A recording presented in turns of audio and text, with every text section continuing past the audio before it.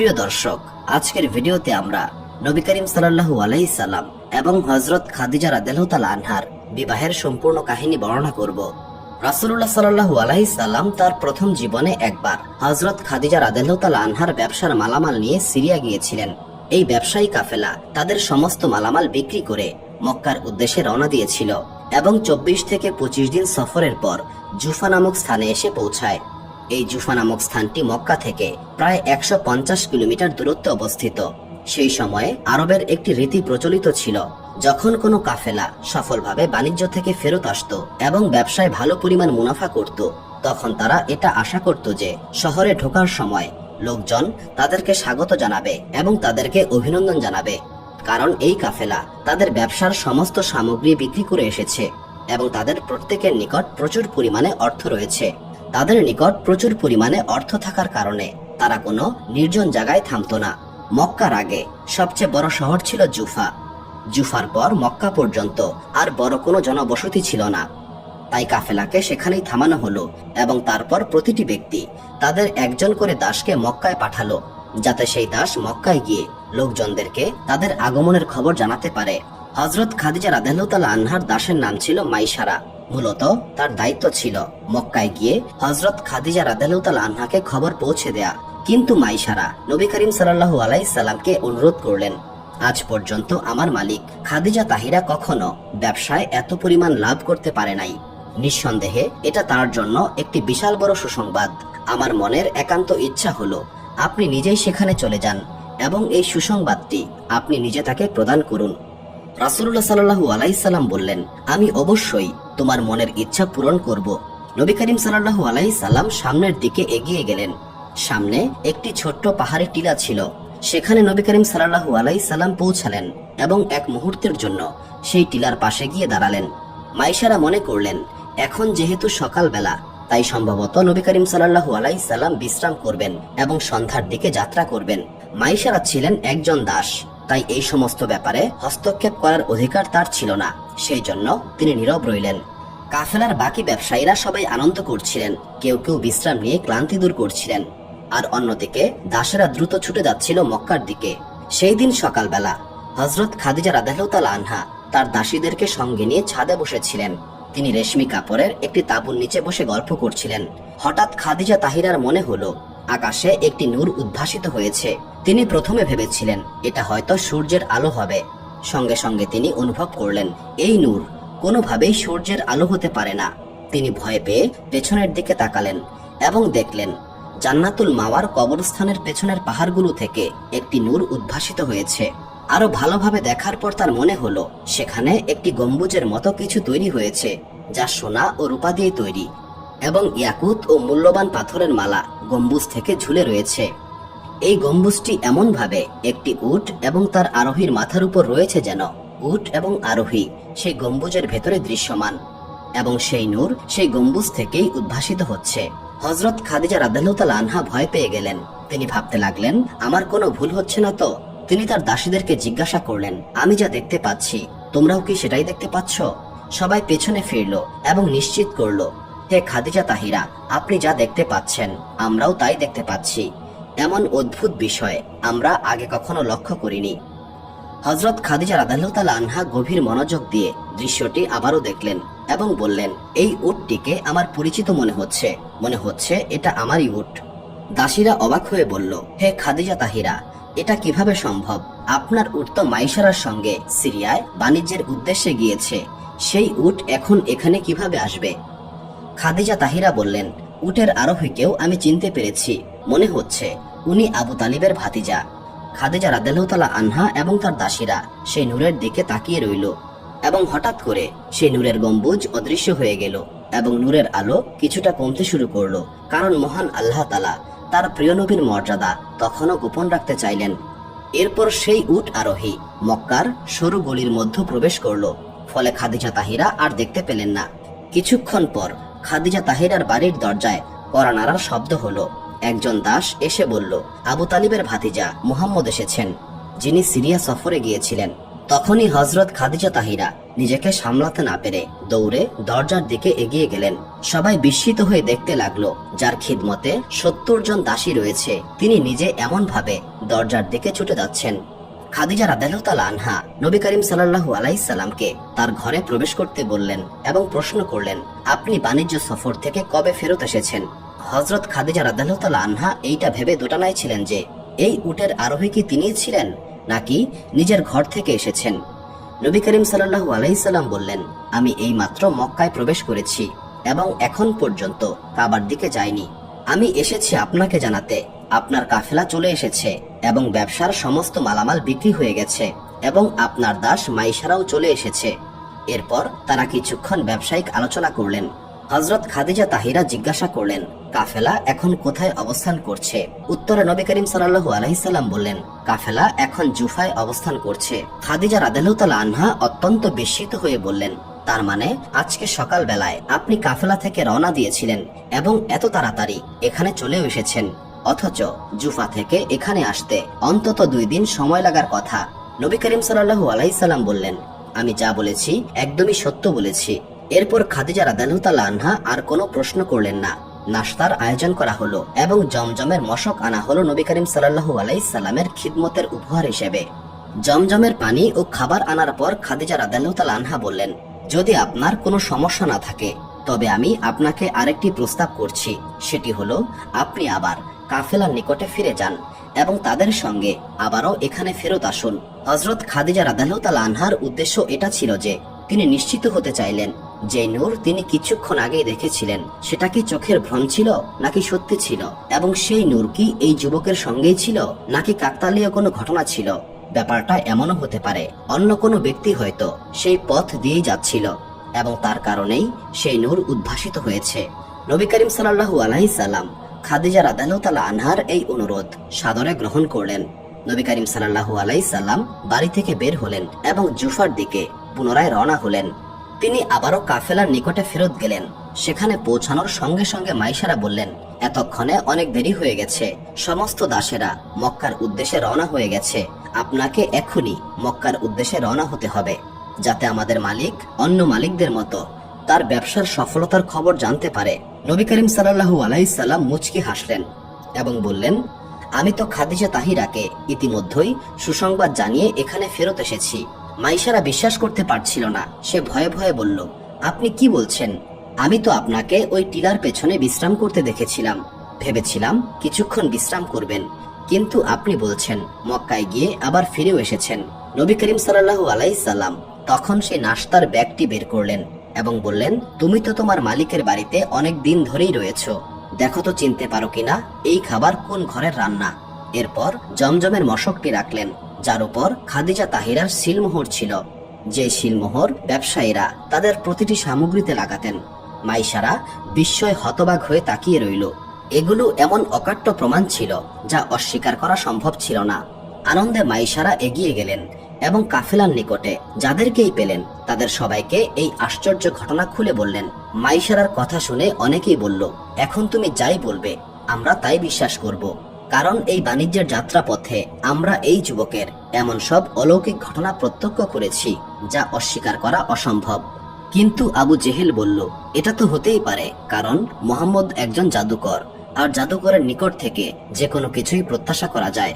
যাই হোক, আবু জেহেলের দল নবী করিম সাল্লাল্লাহু আলাইহি সাল্লামকে জাদুকর মনে করেছিল, কিন্তু অন্যদিকে বাকি সবাই বলছিল, আমরা নিজেরাই বিশ্বাস করে নিয়েছি আব্দুল্লাহর পুত্র মুহাম্মদ যে কোনো মুজিজা দেখাতে পারে। 2 দিন পর কাফেলা মক্কার দিকে রওনা হলো এবং সেখানে পৌঁছার পর অত্যন্ত সম্মান ও শান শওকতের সঙ্গে এই কাফেলাকে স্বাগত জানানো হলো, কারণ মক্কার ইতিহাসে এর আগে কোনো কাফেলা এতটা সফল হয়ে ফেরত আসতে পারেনি। যখন কাফেলা মক্কার নিকটে পৌঁছালো এবং মক্কার ঘরবাড়ি দৃশ্যমান হলো, তখন মাইশারা একটি প্রস্তাব দিল। সে বলল, তোমরা সবাই জানো এর আগেও আমি তোমাদের সঙ্গে বাণিজ্যে সফর করতে গিয়েছি, কিন্তু আজ পর্যন্ত এত পরিমাণ মুনাফা আমরা কখনো করতে পারি নাই। আমাদের এই মুনাফা কেবল মুহাম্মদের বরকতের কারণেই হয়েছে। এখন এটা আমাদের দায়িত্ব যে আমরা আমাদের লাভের কিছুটা অংশ মুহাম্মদকে উপহার দেই। কাফেলার মধ্য কোনো ব্যক্তি মাইশারার এই বক্তব্যের ব্যাপারে কোনো আপত্তি করল না। মাইশারা বলল, কিন্তু এই ব্যাপারটি মনে রেখো, এটা যেন সৎকা না হয়, কারণ আমি এটা বুঝতে পেরেছি এই যুবক অসম্মানজনক কোনো কিছুই গ্রহণ করবে না। সবাই আনন্দ ও সম্মানের সঙ্গে নবী করিম সাল্লাল্লাহু আলাইহি সাল্লামের খিদমতে উপহার প্রদান করলো এবং নবী করিম সাল্লাল্লাহু আলাইহি সাল্লাম সেই উপহার গ্রহণ করে খুশি মনে বাড়ির দিকে চলে গেলেন, কারণ নবী করিম সাল্লাল্লাহু আলাইহি সাল্লামের খাদিজা রাদিয়াল্লাহু তাআলা আনহার সঙ্গে দেখা করার বা কথা বলার কোনো প্রয়োজন ছিল না। অন্যদিকে খাদিজা তাহিরা রাদিয়াল্লাহু তাআলা আনহা নবী করিম সাল্লাল্লাহু আলাইহি সাল্লামের অপেক্ষায় ছিলেন। খাদিজা তাহিরা অস্থির হয়ে আবারও সেই একই দৃশ্য দেখতে পেলেন। সেই যুবকের সঙ্গে একটি নূর আসছে। তার হৃদয় নিশ্চিত হয়ে গেল এটাই সেই প্রতীক্ষিত রত্ন, যার জন্য তিনি এতকাল ধরে অপেক্ষা করছিলেন। মাইশারা আবেগ এবং উচ্ছ্বাসের সঙ্গে খাদিজা তাহিরার নিকটে পৌঁছে গেল। হযরত খাদিজা রাদিয়াল্লাহু তাআলা আনহা জিজ্ঞাসা করলেন, মাইশারা, তুমি আমাকে আব্দুল্লাহর পুত্র মুহাম্মদ সম্পর্কে বলো। মাইশারা বললেন, খাবার গ্রহণ করার সময় মুহাম্মদ বিন আব্দুল্লাহ আমাদের সঙ্গে সাধারণত অংশগ্রহণ করতেন না, কিন্তু যখন তিনি অংশগ্রহণ করতেন তখন আমরা অবাক হয়ে লক্ষ্য করতাম খাবার যতই কম হোক না কেন তা আমাদের সকলের জন্যই পর্যাপ্ত হয়ে যেত এবং পানাহার শেষে ততটাই অবশিষ্ট থাকতো যতটা শুরুতে ছিল। ইচ্ছা করলে আপনি এই পরীক্ষা নিজেই করতে পারবেন। তখন খাদিজা রাদিয়াল্লাহু তাআলা আনহা বললেন, তুমি যাও, তাকে আমার বাড়িতে নিয়ে আসবে এবং তাকে বলবে তিনি যেন আমাদের সঙ্গে আহার গ্রহণ করেন। নবী করিম সাল্লাল্লাহু আলাইহি সাল্লাম এই সংবাদ পেয়ে মাইশারার সঙ্গে আসলেন। হযরত খাদিজা রাদিয়াল্লাহু তাআলা আনহা তার ঘরে থাকা সমস্ত পুরুষ আত্মীয় স্বজন এবং দাসদেরকে একত্র করলেন এবং একটি দস্তরখানে বসালেন। সেখানে একটি ছোট্ট পাত্রে কিছু পরিমাণ খেজুর দিলেন। সবাই দস্তরখানে বসে গেল। নবী করিম সাল্লাল্লাহু আলাইহি সাল্লাম সবার প্রথমে খেজুর তার মুবারক হাতে তুলে নিলেন এবং হযরত খাদিজা রাদিয়াল্লাহু তাআলা আনহার আদেশে প্রত্যেক ব্যক্তি ইচ্ছা মতো খাবার গ্রহণ করলেন। একটা সময় পর সবাই বলল, আমাদের পেটে আর বিন্দুমাত্র জায়গা অবশিষ্ট নাই।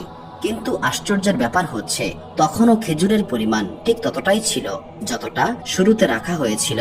খাদিজা তাহিরা নবী করিম সাল্লাল্লাহু আলাইহি সাল্লামকে ধন্যবাদ জানালেন। পানাহারের পর নবী করিম সাল্লাল্লাহু আলাইহি সাল্লাম নিজের বাড়িতে চলে গেলেন। অন্যদিকে খাদিজা মাইশারার প্রতি এতটাই সন্তুষ্ট হলেন যে তিনি বললেন, মাইশারা, আমি আজ তোমাকে আজাদ করে দিলাম। তোমার স্ত্রী যিনি আমার দাসী ছিলেন তাকেও আজাদ করে দিলাম। তোমার সন্তানরা যারা আমার দাস ছিল আমি তাদেরকেও মুক্ত ঘোষণা করলাম। এরপর হযরত খাদিজা রাদিয়াল্লাহু তাআলা আনহা মাইশারাকে এক টুকরো জমি, 2টি উট এবং প্রচুর পরিমাণে সোনা ও রূপার মুদ্রা দান করলেন। এরপর খাদিজা রাদিয়াল্লাহু তাআলা আনহা বললেন, মাইশারা, তুমি আমাকে এমন একটি সুসংবাদ প্রদান করেছ, এর ফলে তুমি আমার উপর হকদার হয়ে গেলে। এই সমস্ত উপহার নিয়ে যাও এবং আজ থেকে তুমি মুক্ত স্বাধীন জীবনযাপন করো। মাইশারার মন খাদিজা রাদিয়াল্লাহু তাআলা আনহার প্রতি কৃতজ্ঞতায় এবং নবী করিম সাল্লাল্লাহু আলাইহি সাল্লামের প্রতি ভালোবাসায় পরিপূর্ণ হয়ে উঠল, কারণ নবী করিম সাল্লাল্লাহু আলাইহি সাল্লামের কারণেই সে আজ দাসের জীবন থেকে মুক্ত হলো। সুবহানাল্লাহ। অন্যদিকে হযরত খাদিজা রাদিয়াল্লাহু তাআলা আনহার মন প্রশান্তিতে ভরে উঠল, কারণ কিছুদিন আগেই তার জীবনে 3টি অদ্ভুত ঘটনা ঘটেছিল। প্রথম ঘটনা, একবার হযরত খাদিজা রাদিয়াল্লাহু তাআলা আনহা তার দাসীদের সঙ্গে কাবার সামনে বসেছিলেন। তখন একজন ইহুদি আলেম সেখান দিয়ে যাচ্ছিলেন। সেই আলেমের দৃষ্টি যখন হযরত খাদিজা রাদিয়াল্লাহু তাআলা আনহার উপরে পড়েছিল তখন তিনি বলেছিলেন, তোমাদের মধ্যে এমন একজন নারী রয়েছেন যিনি মহান আল্লাহ তাআলার শেষ রাসূলের স্ত্রী হবেন। হে মক্কার নারীগণ, সেই শেষ নবী এই মক্কার ভূমিতেই প্রকাশিত হবেন এবং তোমাদের মধ্যে যারা তার আনুগত্য করবে দুনিয়া এবং আখিরাতে সাফল্য লাভ করবে। অন্য মহিলারা এই কথা শুনে সেই আলেমের দিকে পাথর নিক্ষেপ করল, কিন্তু হযরত খাদিজা রাদিয়াল্লাহু তাআলা আনহার মনে এই কথা একদম গেঁথে গেল, কারণ তিনি সেই নারীদের একজন ছিলেন যিনি ইসলামের আগমনের পূর্বেই মহান আল্লাহ তাআলার প্রতি অনুরক্ত ছিলেন।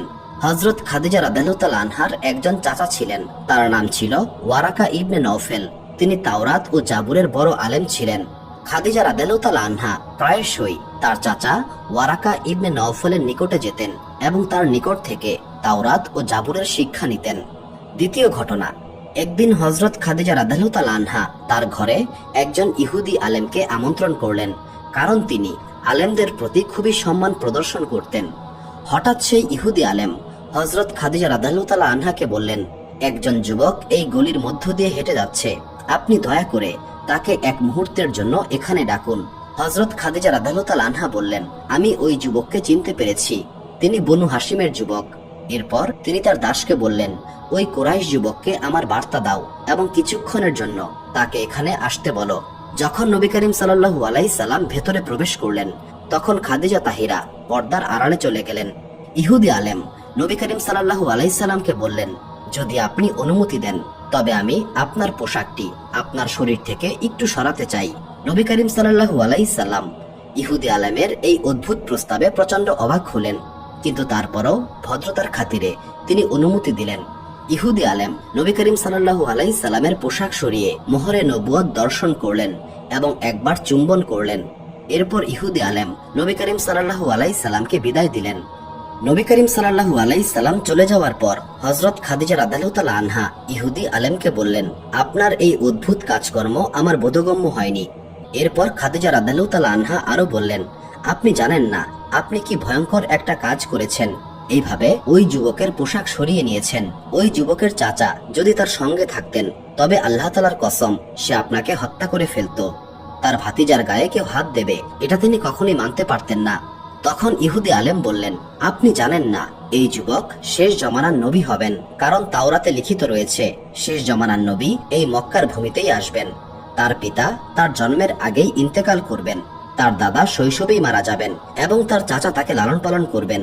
খাদিজা রাদিয়াল্লাহু তাআলা আনহা বললেন, এই সমস্ত লক্ষণ তার মধ্যে রয়েছে, কিন্তু আপনি কি করে নিশ্চিত হলেন এই যুবকই সেই ব্যক্তি?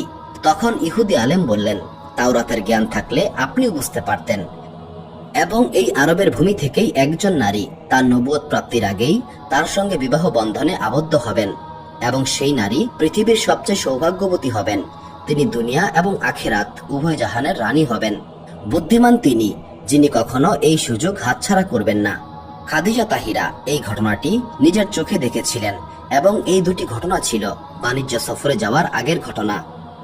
তৃতীয় ঘটনা হচ্ছে ওয়ারাকা বিন নওফল হযরত খাদিজা রাদিয়াল্লাহু তাআলা আনহাকে একটি তাবিজ প্রদান করেছিলেন, যেই তাবিজটি হযরত খাদিজা রাদিয়াল্লাহু তাআলা আনহা বালিশের নিচে রেখে ঘুমাতেন। তিনি একদিন রাতে একটি স্বপ্ন দেখলেন। তিনি দেখতে পেলেন জান্নাতের ফেরেশতারা তাকে অগাধ সম্মান জানাচ্ছে এবং ফেরেশতারা বলছেন, ইনি হচ্ছেন সেই সৌভাগ্যবতী যাকে মহান আল্লাহ তাআলা শেষ নবী বিয়ে করবেন।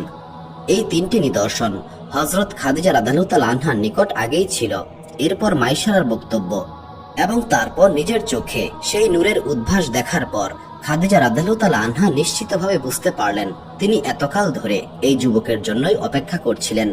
হযরত খাদিজা রাদিয়াল্লাহু তাআলা আনহা মনে মনে নবী করিম সাল্লাল্লাহু আলাইহি সাল্লামের সঙ্গে বিবাহ বন্ধনে আবদ্ধ হওয়ার সিদ্ধান্ত গ্রহণ করলেন, কিন্তু তার মনে ভয়ও ছিল তিনি কিভাবে এই প্রস্তাব দিবেন, কারণ নবী করিম সাল্লাল্লাহু আলাইহি সাল্লাম তাকে গ্রহণ করবেন কিনা সেটাও তিনি নিশ্চিত নন, কারণ তিনি হচ্ছেন শেষ নবী, সৃষ্টির সর্বশ্রেষ্ঠ মহাবিশ্বের নেতা।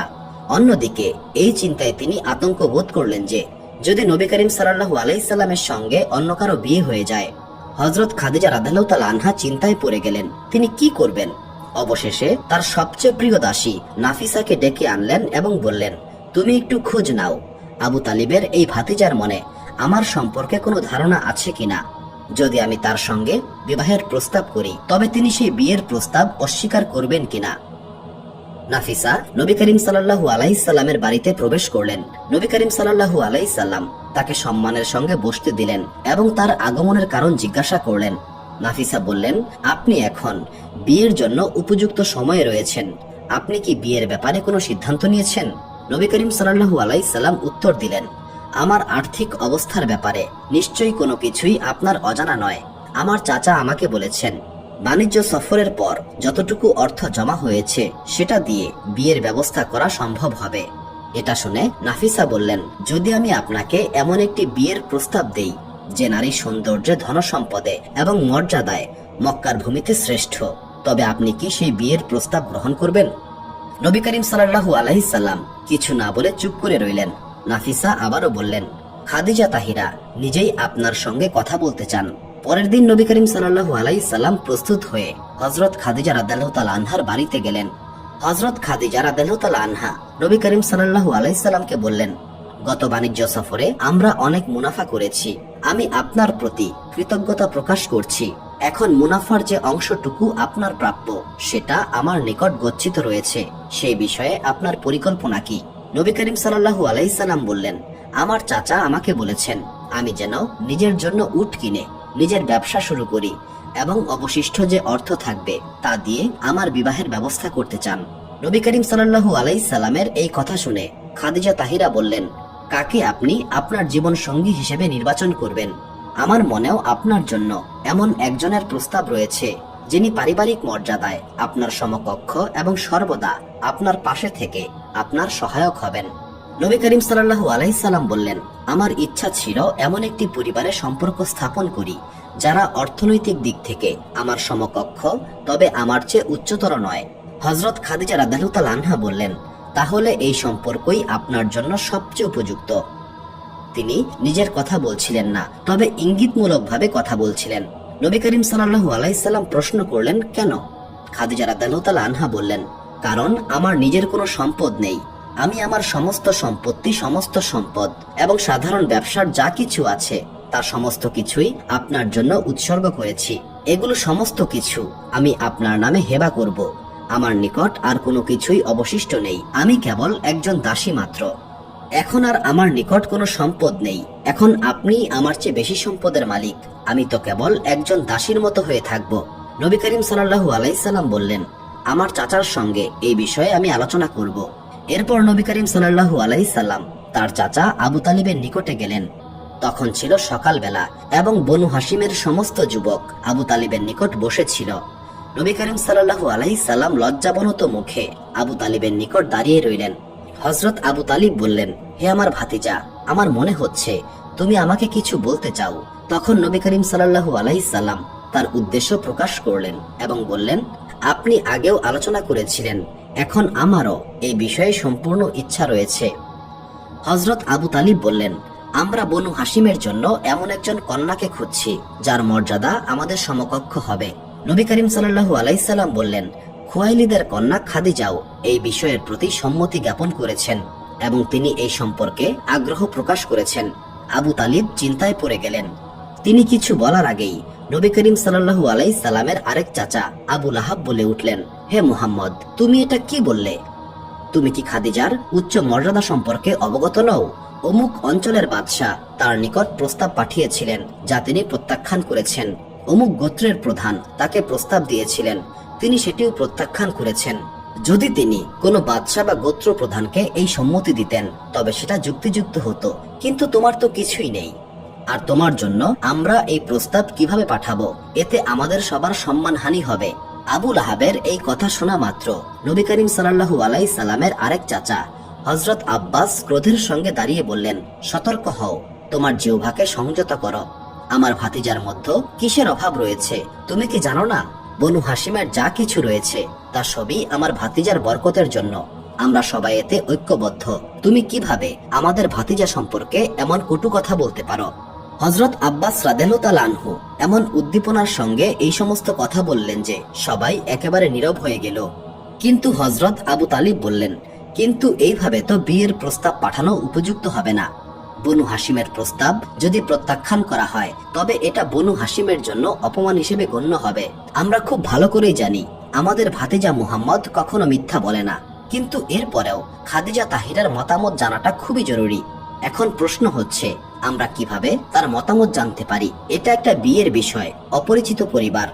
হযরত আব্বাস রাদিয়াল্লাহু তাআলা আনহু বললেন, আমাদের বোন সাফিয়া অর্থাৎ মুহাম্মদের ফুফু সাফিয়ার বিবাহ খাদিজার পরিবারের এক সদস্যের সঙ্গে হয়েছে, তার মাধ্যমেই এই ব্যাপারে খোঁজ নেওয়া যেতে পারে।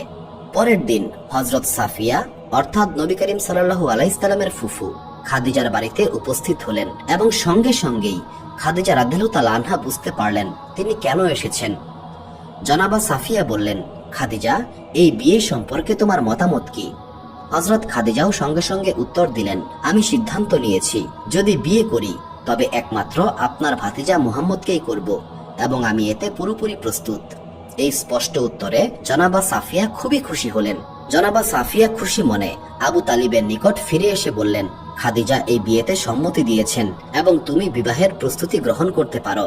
বোনের এই নিশ্চয়তা পেয়ে আবু তালিব প্রস্তুতি নিলেন এবং নবী করিম সাল্লাল্লাহু আলাইহি সাল্লামের প্রস্তাব নিয়ে যেতে প্রস্তুত হলেন। বনু হাশিমের যুবকেরা সম্মান এবং মর্যাদার সঙ্গে বের হলেন এবং আবু তালিবের নেতৃত্বে এই কাফেলা হযরত খাদিজা রাদিয়াল্লাহু তাআলা আনহার বাড়িতে পৌঁছে গেলেন। হযরত খাদিজার পিতা তখন ইন্তেকাল করেছেন। তার চাচা আমর বিন আসাদ তখন জীবিত ছিলেন এবং তিনিই ছিলেন গোত্রপ্রধান। আনুষ্ঠানিক আলাপচারিতার পর হযরত আবু তালিব তার সামনে এই বিবাহের প্রস্তাব পেশ করলেন। আমর বিন আসাদ বললেন, খাদিজা তাহিরার বিষয়ে আমি নিজে কখনো হস্তক্ষেপ করি না। খাদিজা সম্পূর্ণ স্বাধীন, তিনি নিজের ইচ্ছায় সিদ্ধান্ত নেন। তবে আপনার প্রস্তাব শোনার পর আমি আগেই বলতে পারি এই বিষয়ে খাদিজা কি সিদ্ধান্ত নেবেন। খাদিজা কখনোই এই প্রস্তাবে সম্মতি দেবেন না। অনেক গোত্রপ্রধানদের প্রস্তাব তিনি প্রত্যাখ্যান করেছেন, এমনকি অনেক রাজা বাদশারও প্রস্তাব তিনি ফিরিয়ে দিয়েছেন। এই প্রস্তাব তিনি কিভাবে গ্রহণ করবেন, তাই আমি এই প্রস্তাবটি প্রত্যাখ্যান করছি, কারণ আমি খাদিজার ইচ্ছা সম্পর্কে অবগত রয়েছি। হযরত আবু তালিবের জন্য এইটুকুই যথেষ্ট ছিল। হাশিমি মর্যাদা বোধ তখন ক্রোধে রূপান্তরিত হলো। তিনি প্রচন্ড রাগে দুঃখে বাইরে বেরিয়ে এলেন এবং নিজ বাড়ির উদ্দেশ্যে রওনা দিলেন। তিনি কিছুতেই বুঝতে পারছিলেন না তার বোন সাফিয়া তাকে যা বলেছিলেন, অন্যদিকে খাদিজার চাচা যা বললেন সেটা একদমই বিপরীত। অন্যদিকে হযরত খাদিজা রাদিয়াল্লাহু তাআলা আনহার নিকট এই খবর পৌঁছে গেল, বনু হাশিমের পরিবার বিবাহের প্রস্তাব নিয়ে এসেছিল, কিন্তু তাদের সেই প্রস্তাব প্রত্যাখ্যান করা হয়েছে। খাদিজা তাহিরা অত্যন্ত চিন্তিত হয়ে পড়লেন। চাচা তাদের প্রত্যাখ্যান করেছে, এখন আমি যদি আমার মতামত দিতেও চাই, চাচা এটাকে অপমান হিসেবে গ্রহণ করবেন। তিনি মনে করবেন আমি তার ভাতিজি হয়ে তাকে অমান্য করেছি। যদিও খাদিজা তাহিরা স্বাধীন ছিলেন, তবু স্বাধীনতার অর্থ এই নয় যে বয়োজ্যেষ্ঠদের সম্মান করবেন না। বনু হাশিমের পরিবারও আবু তালিবের সঙ্গে এসেছিল এবং আবু তালিবকে এই প্রস্তাব থেকে প্রত্যাখ্যান করা হয়েছে, তাই তারা আর কখনো ফেরত আসবেন না। এখন কি করা যায় তিনি কিছুতেই বুঝে উঠতে পারছিলেন না। তিনি অস্থির হয়ে গেলেন। হঠাৎ খাদিজা রাদিয়াল্লাহু তাআলা আনহার মনে পড়ল একজন ব্যক্তির কথা। একমাত্র এই ব্যক্তি তাকেই মহাবিপদ থেকে উদ্ধার করতে পারবেন। হযরত খাদিজা রাদিয়াল্লাহু তাআলা আনহার চাচা ওয়ারাকা ইবনে নাওফল ছিলেন এই গোত্রের অত্যন্ত বিচক্ষণ এবং একজন জ্ঞানী ব্যক্তি। সবাই তাকে খুবই মান্য করে চলত। নবুয়তের ব্যাপারে তিনি পূর্ণ বিশ্বাস রাখতেন। নবী করিম সাল্লাল্লাহু আলাইহি সাল্লামের নবুয়ত প্রাপ্তির ঠিক পরেই তার ইন্তেকাল হয়েছিল, তবে তিনি নবী করিম সাল্লাল্লাহু আলাইহি সাল্লামের রিসালাতের আগেই তাকে মেনে নিয়েছিলেন।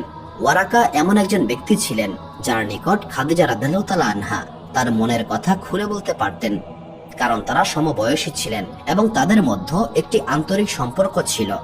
হযরত খাদিজা রাদিয়াল্লাহু তাআলা আনহা তার দাসীকে বললেন, আমার চাচা ওয়ারাকা বিন নওফেলকে আমার বার্তা দিয়ে এসো। বার্তা পেয়ে হযরত খাদিজা রাদিয়াল্লাহু তাআলা আনহার নিকটে ওয়ারাকা এলেন। ওয়ারাকার মনে খাদিজা রাদিয়াল্লাহু তাআলা আনহার প্রতি কন্যাসম ভালোবাসা ছিল। তিনি জিজ্ঞাসা করলেন, আমার প্রিয়তম কন্যা, তোমাকে খুবই চিন্তিত অবস্থায় দেখতে পাচ্ছি। হযরত খাদিজা রাদিয়াল্লাহু তাআলা আনহা বললেন, চিন্তিত হব না কেন? যার এই পৃথিবীতে কোনো সাথী নেই, যার দুঃখ দূর করার মতো কেউ নেই, তার মন ভালো থাকে কিভাবে? ওয়ারাকা বিন নওফেল মুচকি হেসে মজার ছলে বললেন, খাদিজা, এই দায় সম্পূর্ণ তোমার। বহু প্রস্তাব এসেছিল, কিন্তু তুমি সেগুলো প্রত্যাখ্যান করেছিলে। হযরত খাদিজা রাদিয়াল্লাহু তাআলা আনহা বললেন, আপনিই বলুন আমি কোন কোন প্রস্তাব প্রত্যাখ্যান করেছি। ওয়ারাকা বললেন, অমুক রাজা, তমুক শাসক, অমুক প্রধানের প্রস্তাব। খাদিজা বললেন, এসব তো মক্কার বাইরের প্রস্তাব, আমি আমার এই শহর ছাড়তে চাই না। ওয়ারাকা বললেন, মক্কার ভেতর থেকেও অনেক বড় বড় প্রস্তাব এসেছিল, যেমন আবু জেহেলের পুত্র উতবা ও সাইবার প্রস্তাব এসেছিল। খাদিজা রাদিয়াল্লাহু তাআলা আনহা বললেন, কিন্তু এরা তো সবাই পথভ্রষ্ট পৌত্তলিককে আমি কিভাবে বিয়ে করব? আপনার জানা মতে মক্কায় এমন কোন সৎ ব্যক্তি কি নেই যিনি আমার সঙ্গী হতে পারেন এবং তিনি পথভ্রষ্টও নন? ওরাকা ইবনে নাওফল বললেন, মক্কায় এমন একজন ব্যক্তি রয়েছে, তিনি হলেন আব্দুল্লাহর এতিম পুত্র মুহাম্মদ। খাদিজা তাহিরা বললেন, এই পৃথিবীতে প্রতিটি মানুষের মধ্যেই কিছু না কিছু ত্রুটি রয়েছে, দয়া করে আমাকে বলুন তার মধ্যে কি কি ত্রুটি রয়েছে, যেন আমি এই সম্পর্ক নিয়ে সঠিক সিদ্ধান্ত নিতে পারি। ওয়ারাকা ইবনে নাওফেল বললেন, ভালো মন্দ দুটো জানাই খুব জরুরি। আমি তাহলে বলছি মুহাম্মদের কি কি ত্রুটি রয়েছে। তিনি সেই ব্যক্তি যার বংশ অতুলনীয়, যার গোত্র দীর্ঘ ইতিহাস সমৃদ্ধ, যার চোখে সুরমা ভরা, যার আচার আচরণ অত্যন্ত সুন্দর, যার উদারতা সবার জন্য উন্মুক্ত, যার দানশীলতা ও অন্যের প্রতি দয়া সর্বজনীন। খাদিজা তাহিরা বললেন, এসব তো আপনি গুণাবলী বলছেন, আমি তার দোষ ত্রুটি জানতে চাইলাম। তিনি সেই ব্যক্তি যার অভ্যন্তরীণ চরিত্র তার বাহ্যিক রূপের চেয়েও উন্নত। তিনি সেই ব্যক্তি যার চাইতে শ্রেষ্ঠ আর কেউ নেই। তিনি এমন একজন যার বংশের তুলনা আর কারো নেই। এবার খাদিজা বিরক্ত হয়ে বললেন, আপনি সমস্ত কিছুই তার গুণের কথা বলছেন। ওয়ারাকা বিন নওফেল মুচকি হেসে আবারও বলতে শুরু করলেন, যার কপাল তারার চেয়েও বেশি উজ্জ্বল, যার সৌরভ মিশক ও আম্বরের চেয়েও বেশি মিষ্ট, যার কথা মধুর চেয়েও বেশি মিষ্টি, এবং যিনি চললে মনে হয় যেন পূর্ণিমার চাঁদ চলমান। খাদিজা রাদিয়াল্লাহু তাআলা আনহা বললেন, এইসব তো গুণাবলী, আমি ত্রুটি জানতে চাই। শেষমেশ ওয়ারাকা ক্লান্ত হয়ে বললেন, হে খাদিজা, আমি তার ত্রুটি কিভাবে বলবো?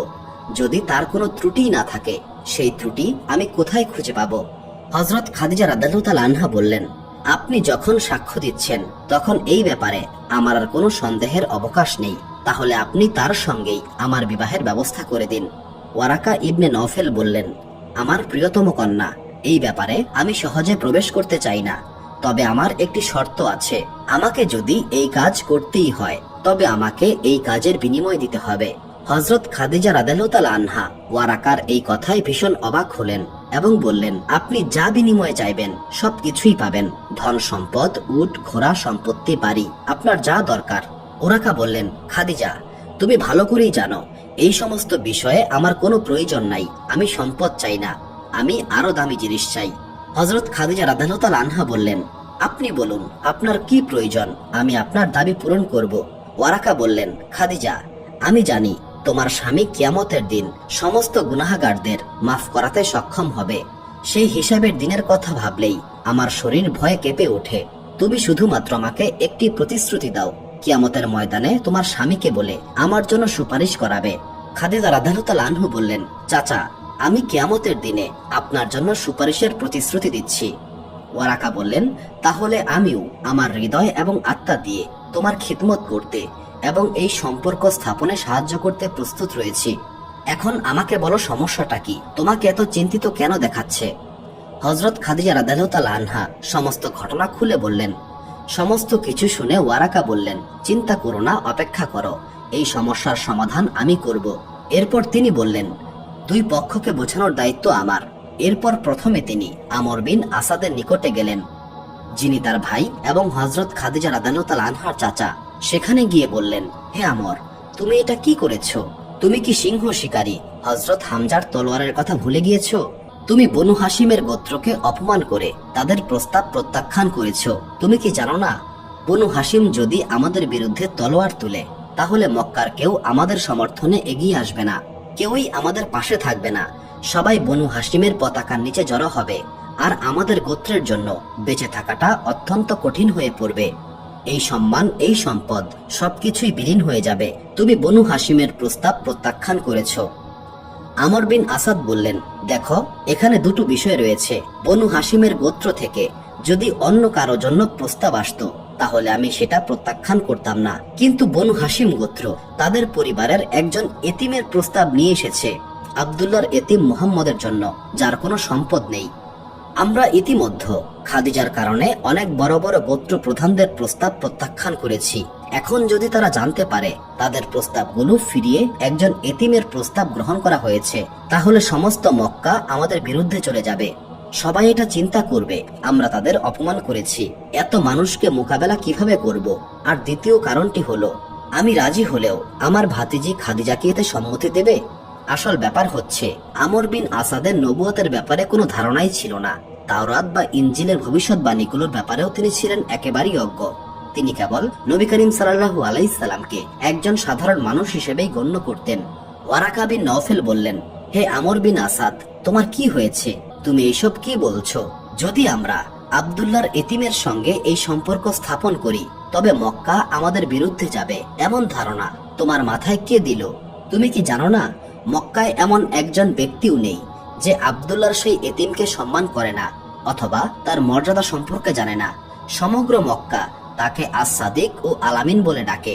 আর খাদিজার ব্যাপারে বলি, এর আগে প্রতিটি প্রস্তাব খাদিজার নিকট পৌঁছানো হয়েছিল, কিন্তু তিনি তা প্রত্যাখ্যান করেছিলেন। কিন্তু এইবার তুমি এই প্রস্তাব তার নিকট কেন পৌঁছাওনি? কিভাবে তুমি নিজের ইচ্ছায় সিদ্ধান্ত নিলে? আমর বিন আসাদ ভীত হয়ে পড়লেন। তিনি বললেন, তাহলে কি তুমি খাদিজার মতামত জানো? ওয়ারাকা বিন নওফেল বললেন, খাদিজা মন প্রাণ দিয়ে এই সম্পর্কে রাজি ও খুশি রয়েছে। আমর ইবনে আসাদ এটা শুনে খুব ভীত হয়ে পড়লেন। তিনি ভাবলেন, যদি আমার ভাতিজি রাজি থাকে এবং এই বিষয়টি যদি বাইরে ছড়িয়ে পড়ে তবে এটা আমার জন্য ভীষণ অপমানজনক হবে। এখন এমন কি কোনো উপায় নেই যাতে করে এই বিষয়টি এমনভাবে সমাধান করা যায় যাতে আমার সম্মানও বজায় থাকবে এবং এই সম্পর্ক স্থাপিত হবে? তখন ওরাকা বললেন, তুমি আমাকে এই প্রতিশ্রুতি দাও, যদি বনু হাশিমের পরিবার তোমার নিকটে আসে তবে তুমি তাদের সঙ্গে পূর্ণ সম্মানের সঙ্গে কথা বলবে। আমর বিন আসাদ ওয়ারাকা ইবনে নওফেলকে বললেন, হে ওয়ারাকা, যেভাবেই হোক তুমি বনু হাশিমের পরিবারকে রাজি করাও। ওয়ারাকা ইবনে নওফল এরপর আবু তালিবের বাড়িতে এলেন। এই দিকে বনু হাশিম গোত্রের সমস্ত প্রবীণ এবং যুবকেরা একত্রিত হয়েছেন। তারা আলোচনা করছেন আজ প্রথমবারের মতো তাদের গোত্রের ইতিহাসে তাদেরকে এইভাবে খালি হাতে ফিরিয়ে দেওয়া হয়েছে। যুবকেরা যুদ্ধের আদেশের অপেক্ষায় রয়েছেন এবং অন্যদিকে প্রবীণরা রাগান্বিত হয়ে রয়েছেন। তবে আবু তালিব, যিনি এই গোত্রের সবচেয়ে বুদ্ধিমান ব্যক্তি, তিনি নীরব রয়েছেন, তার মাথা নিচু। এই সময়ে ওয়ারাকা ইবনে নওফেল প্রবেশ করলেন। ওয়ারাকা ইবনে নওফেল প্রবেশ করে বুঝতে পারলেন এই মুহূর্তে মজলিসের আবহাওয়া বেশ উত্তপ্ত। তিনি তাওরাত এবং জাবুরের একজন আলেম এবং মক্কার একজন জ্ঞানী ব্যক্তি হওয়ায় অত্যন্ত কৌশলে তিনি আবু তালিবের সঙ্গে কথা বললেন। তিনি এটা জানতেন হামজা বা আব্বাসের সঙ্গে কথা বলে কোনো লাভ নেই, কারণ সবাই তারা উত্তেজিত এবং আবেগপূর্ণ অবস্থায় ছিলেন। তাই তিনি সরাসরি আবু তালিবের নিকটে গেলেন এবং ভাইয়ের পক্ষ থেকে ক্ষমা চাইলেন এবং তিনি খাদিজা রাদিয়াল্লাহু তাআলা আনহার দুশ্চিন্তার কথা বললেন। বনু হাশিমের অপমানে খাদিজা কতটা দুঃখ পেয়েছেন সেটাও বললেন। অবশেষে তিনি বললেন, এই ব্যাপারটা এখনো বাইরে জানাজানি হয়নি এবং আপনার প্রতি যে আচরণ করা হয়েছে তার জন্য আমরা ক্ষমা প্রার্থী। এরপর নওফেল আবু তালিবের হাত ধরে ফেললেন এবং বললেন, এখন আপনি আমার সঙ্গে চলুন। ওয়ারাকা বিন নওফেল এইভাবে কৌশলে আবু তালিবকে রাজি করিয়ে ফেললেন। আবু তালিব রাজি হয়ে গেলেন। হামজা এবং আব্বাসও কিছু বলতে পারলেন না। সমগ্র পরিবার আবু তালিবকে অনুসরণ করতে লাগলো। অন্যদিকে আমর বিন আসাদ তাদেরকে অত্যন্ত সম্মান এবং আদরের সঙ্গে অভ্যর্থনা জানালেন এবং অবশেষে সম্পর্কটি ঠিক হয়ে গেল। বলা হলো, আমরা এই প্রস্তাব সাদরে গ্রহণ করছি। এরপর একটি তারিখ নির্ধারণ করা হলো। কোন তারিখটি নির্ধারিত হয়েছিল তার কোনো নির্দিষ্ট বর্ণনা আমরা কোরআন ও হাদিসে খুঁজে পাইনি। তবে জানা যায় খুব কাছাকাছি একটি তারিখ নির্ধারণ করা হয়েছিল যাতে অন্তত বিয়েটি দ্রুত সম্পন্ন করা যায়। কারণ আমর ইবনে আসাদ একটি অনুরোধ করেছিলেন। তিনি বলেছিলেন, এটা আমাদের গোত্রের এমন একজন নারীর বিয়ে যিনি মালিকাতুল আরব নামে পরিচিত। আমাদের প্রস্তুতির জন্য কিছুটা সময় দরকার। আমাদের সমস্ত গোত্রকে একত্রিত করতে হবে, এটা আমাদের সম্মানেরও বিষয়। তাই বনু হাশিম পরিবার প্রস্তাব রাখলো, এখন শুধুমাত্র বিয়েটা সম্পন্ন করা হোক, অনুষ্ঠান পরবর্তীতে করা যেতে পারে। আমর ইবনে আসাদ এতে সম্মতি দিলেন। অবশেষে নির্ধারিত দিনে খাদিজা রাদিয়াল্লাহু তাআলা আনহার পরিবার একটি ছোট্ট অনুষ্ঠানের আয়োজন করলো। সবাই প্রস্তুত ছিলেন। ইতিহাস বলে, যদিও প্রস্তুতির জন্য পর্যাপ্ত সময় ছিল না, তবু হযরত খাদিজা রাদিয়াল্লাহু তাআলা আনহা জানতেন যে এটা এমন একটি বিয়ে যার জন্য তিনি অনেক বছর যাবৎ ব্যাকুল ছিলেন।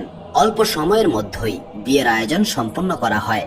এর মধ্যে মক্কার অন্যান্য প্রধানরা আসতে শুরু করে, যারা অতিথি হিসেবে আমন্ত্রিত ছিলেন।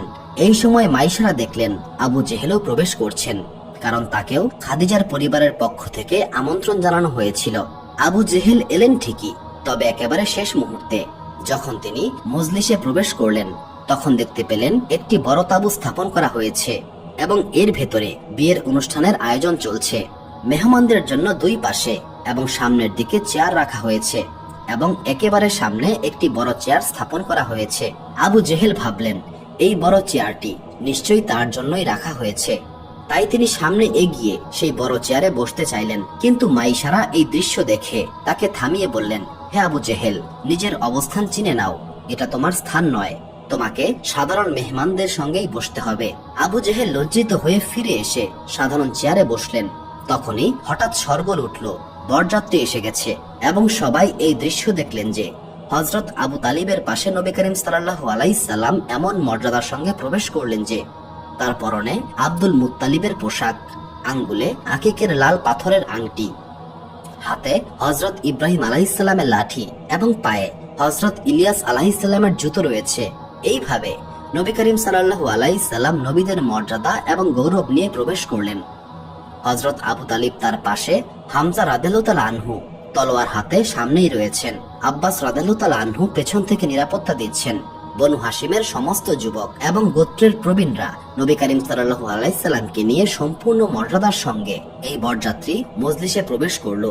অতিথিরা অভ্যর্থনার জন্য দাঁড়িয়ে গেলেন, কিন্তু আবু জেহেল তখন মাত্র বসেছিল এবং সে দেখলো সবাই উঠে দাঁড়াচ্ছে। তবে তার অন্তরে যে অহংকার ও গর্ব ছিল এবং নবী করিম সাল্লাল্লাহু আলাইহি সাল্লামের সঙ্গে বাণিজ্য সফরের সময় যে হিংসা ও বিরোধ তার মনে জন্ম নিয়েছিল, এই কারণে সে নিজের জায়গায় বসে রইল। হামজা রাদিয়াল্লাহু তাআলা আনহু এই দৃশ্য সহ্য করতে পারলেন না। তিনি খোলা তলোয়ার হাতে নিয়ে এগিয়ে এলেন এবং আবু জেহেলের হাত এমন জোরে চেপে ধরলেন যে বর্ণনায় বলা হয়েছে আবু জেহেলের আঙ্গুল থেকে রক্ত বের হওয়া শুরু করেছিল। তিনি বললেন, তুমি এটা কি ধরনের বেয়াদবি করলে? আমার ভাতিজা আসছে, মক্কার সব গোত্র প্রধানরা দাঁড়িয়ে গেছে, আর তুমি এইভাবে বসে রয়েছো, তোমাকে দাঁড়াতে হবে। যন্ত্রণার তীব্রতায় কাতর হয়ে আবু জেহেল দাঁড়িয়ে গেল। আবু তালিব এই দৃশ্য দেখে বললেন, হামজা, এটা বিয়ের অনুষ্ঠান, মেহমানরা এসেছেন, এই সময় কোনো বিবাদ করো না। হামজা, যিনি আবু জেহেলকে শাস্তি দিতে চেয়েছিলেন, তার ভাই আবু তালিবের কথায় ফেরত এলেন। এরপর নবী করিম সাল্লাল্লাহু আলাইহি সাল্লামকে এনে সেই বড় চেয়ারে বসানো হলো। এক পাশে হযরত আবু তালিব বসলেন এবং অন্য পাশে খাদিজা রাদিয়াল্লাহু তাআলা আনহার চাচা আমর বিন আসাদ বসলেন এবং তার পাশে ওয়ারাকা ইবনে নওফেল। সবাই বসে আছেন। কিছুক্ষণ পর বিয়ের অনুষ্ঠান শুরু হলো। বিভিন্ন বর্ণনা মতে এই বিয়েতে মোহরানার পরিমাণ ছিল 20টি উট, 1.5 ওজন সোনা অথবা 400টি সোনার মুদ্রা। এরপর ওয়ালিমার আয়োজন করা হলো। এটা এত আড়ম্বরপূর্ণ হলো যে একটি উট হযরত আবু তালিব নিজের পক্ষ থেকে কোরবানি করেন, একটি উট নবী করিম সাল্লাল্লাহু আলাইহি সাল্লাম তার নিজের সম্পদ থেকে কোরবানি করেন এবং হযরত খাদিজা রাদিয়াল্লাহু তাআলা আনহা অনেকগুলো উট তার সম্পদ থেকে কোরবানি করেন। খাদিজা রাদিয়াল্লাহু তাআলা আনহা বিয়ের পরে বললেন, এবার আমি আমার প্রতিশ্রুতি পূরণ করতে চাই, সেই প্রতিশ্রুতি যা আমি বিয়ের আগে আপনার সঙ্গে করেছিলাম। বিয়ের পর আমার সমস্ত সম্পদ ও সম্পত্তি আপনার হবে। এবং তিনি আরো বললেন, আমি আপনার দাসী হয়ে থাকব। আমি সেই প্রতিশ্রুতি পূরণ করতে চাই।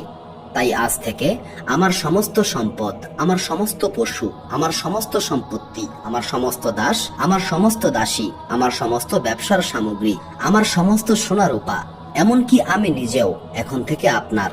এগুলো আমি আপনার নামে হেবা করে দিয়েছি। তিনি সমস্ত কিছু নবী করিম সাল্লাল্লাহু আলাইহি সাল্লামের হাতে তুলে দিলেন। সুবহানাল্লাহ। ইতিহাস বলে, যখন খাদিজা রাদিয়াল্লাহু তাআলা আনহা তার সমস্ত সম্পদ নবী করিম সাল্লাল্লাহু আলাইহি সাল্লামের নিকট তুলে দিয়েছিলেন, তখন তার নিকট আর কিছুই অবশিষ্ট ছিল না এবং তিনি সত্যিকার অর্থেই একজন দাসীর মতো হয়ে গিয়েছিলেন। বিয়ের কিছুদিন পর নবী করিম সাল্লাল্লাহু আলাইহি সাল্লাম খাদিজার বাড়িতে চলে গেলেন, যা এখন তার নিজের ঘর হয়ে গেছে। এরপর রাসূলুল্লাহ সাল্লাল্লাহু আলাইহি সাল্লাম খাদিজা রাদিয়াল্লাহু তাআলা আনহার ব্যবসাকে আরো সম্প্রসারিত করলেন। তখন মক্কার লোকেরা অবাক হয়ে দেখল, হাতে এত সম্পদ আসার পরেও এই যুবকের সততা এবং বিশ্বস্ততায় কোনো পরিবর্তন আসেনি। ইতিহাস বলে, হযরত খাদিজা রাদিয়াল্লাহু তাআলা আনহার বিপুল সম্পদ যখন নবী করিম সাল্লাল্লাহু আলাইহি সাল্লামের হস্তগত হলো, তখন সমগ্র মক্কা বিস্ময়ের সঙ্গে দেখল, সম্পদের দিক থেকে মুহাম্মদ এখন মক্কার সবচেয়ে সমৃদ্ধশালী ব্যক্তি হয়ে গেলেন। কিন্তু এরপরেও তার সততা এবং বিশ্বস্ততায় কোনো পরিবর্তন আসেনি। সেই একই আচরণ, একই শিষ্টাচার তিনি বজায় রেখেছেন। মানুষ বলতে লাগলো, আমরা তাকে আগেও আলামিন বলতাম, কিন্তু এখন তার সততা এবং বিশ্বস্ততা নিয়ে আর কোনো সন্দেহের অবকাশই রইল না। এই কারণে নবুয়তের ঘোষণার পরেও সব ধরনের শত্রুতার মাঝেও মক্কার লোকেরা তাদের মূল্যবান জিনিসপত্র নবী করিম সাল্লাল্লাহু আলাইহি সাল্লামের নিকট জমা রাখত। ইতিহাস বলে, নবী করিম সাল্লাল্লাহু আলাইহি সাল্লাম এবং হযরত খাদিজা রাদিয়াল্লাহু তাআলা আনহা বিয়ের পর একসঙ্গে 25টি বছর একসঙ্গে কাটিয়েছেন। এর মধ্যে 15 বছর নবুয়ত ঘোষণার আগে এবং 10 বছর নবুয়ত ঘোষণার পরে। হযরত খাদিজা রাদিয়াল্লাহু তাআলা আনহার ঘরে নবী করিম সাল্লাল্লাহু আলাইহি সাল্লামের 3টি সন্তান জন্মগ্রহণ করেছিল, 2টি পুত্র, 1টি কন্যা। এক পুত্রের নাম ছিল কাসিম, যার জন্ম নবুয়তের আগে হয়েছিল এবং তিনি 2 বছর বয়সেই ইন্তেকাল করেছিলেন। আরেক পুত্রের নাম ছিল আব্দুল্লাহ, যার 2টি উপনাম ছিল তাইয়িব ও তাহির। তিনিও শৈশবে ইন্তেকাল করেছিলেন। কন্যার নাম ছিল ফাতেমাতুজ জোহরা রাদিয়াল্লাহু তাআলা আনহা। নবী করিম সাল্লাল্লাহু আলাইহি সাল্লামের আরো 3 কন্যা ছিল, উম্মে কুলসুম, রুকাইয়া এবং জায়নাব। কিছু কিছু গবেষকের মতে এরা হযরত খাদিজা রাদিয়াল্লাহু তাআলা আনহার কন্যা ছিলেন। আবার কিছু কিছু মানুষ মনে করেন তারা খাদিজা রাদিয়াল্লাহু তাআলা আনহার বোন হালার কন্যা ছিলেন। তাদের পিতার নাম ছিল আবুল হিন্দ। আল্লামা মোহাম্মদ বাদাখশানী মারজাউল ইনস বইতে লিখেছেন, এই কন্যারা কুফরির যুগের হালা এবং আবুল হিন্দের মধ্যে বিয়ের সম্পর্কের কারণে হযরত খাদিজা রাদিয়াল্লাহু তাআলা আনহার জিম্মায় এবং তত্ত্বাবধানে বেড়ে উঠেছিল। হালার ইন্তেকালের পর হযরত খাদিজা রাদিয়াল্লাহু তাআলা আনহার আশ্রয় থেকে যান এবং তার কন্যা হিসেবে পরিচিতি লাভ করেন। এরপর খাদিজার মাধ্যমে ইসলাম গ্রহণের পর তারা আল্লাহ রাসূলের কন্যা হিসেবে পরিচিতি পায়। যেমন জায়েদ রাদিয়াল্লাহু তাআলা আনহু আরবের প্রথা অনুযায়ী নবী করিম সাল্লাল্লাহু আলাইহি সাল্লামের পুত্র হিসেবে পরিচিত হয়েছিলেন। তবে এই ব্যাপারে আলেমরা আরো ভালো ব্যাখ্যা দিতে পারবেন। নবী করিম সাল্লাল্লাহু আলাইহি সাল্লামের যখন 25 বছর বয়স তখন তার বিবাহ হয়েছিল এবং তার 50 বছর বয়সে খাদিজা রাদিয়াল্লাহু তাআলা আনহা ইন্তেকাল করেন। নবী করিম সাল্লাল্লাহু আলাইহি সাল্লাম তাকে নিজ হাতে জান্নাতুল মুআল্লা কবরস্থানে দাফন করেন। মৃত্যুকালে খাদিজা রাদিয়াল্লাহু তাআলা আনহার বয়স হয়েছিল 65 বছর। ইতিহাস বলে, যতদিন খাদিজা রাদিয়াল্লাহু তাআলা আনহা জীবিত ছিলেন ততদিন নবী করিম সাল্লাল্লাহু আলাইহি সাল্লাম আর কোনো বিয়ে করেননি।